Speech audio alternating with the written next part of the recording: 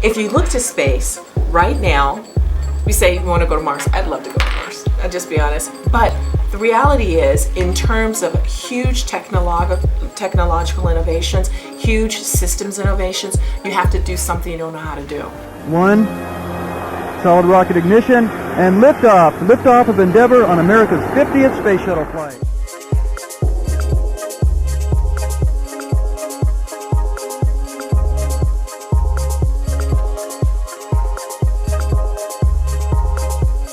We know a lot about the engineering for going to Mars, right? We know a lot of those things. We have to refine it and do other things. And it would be incredible. But the reality is, again, it doesn't push us. When you try to go to another star, all of a sudden, even if you're going a tenth of the speed of light, you're going to need 50 years or more to even just get to our closest neighboring star. You have to have incredible amounts of energy to be able to do that. Energy we cannot generate right now. We cannot generate enough. But if you started to look at how do we generate, do fission safely and store it and generate it, fusion or antimatter, then all of a sudden we change things.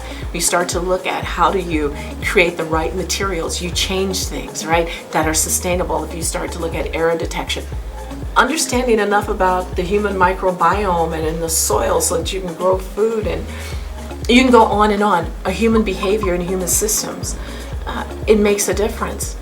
And just think, if we just go a small step of the way in any of that, it starts to change our world today.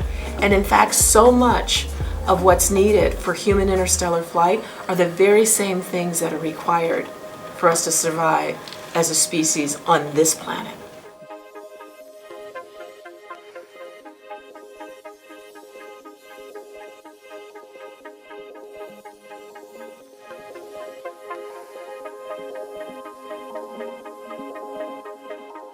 So we don't have the answer, right? So that's the thing that's really interesting about it. There are all these different possibilities, but we know some of the capabilities, the amounts of energy that you need. We know that we're going to have to be able to do that. We know that we'll need capabilities around health. We need capabilities around agriculture. We need capabilities around self-correcting systems and materials. We know we need capabilities around how do you invest in something that you don't get an immediate return from.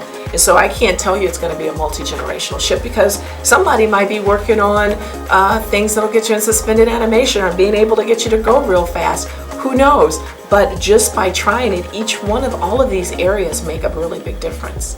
And it's that impact that we're looking for.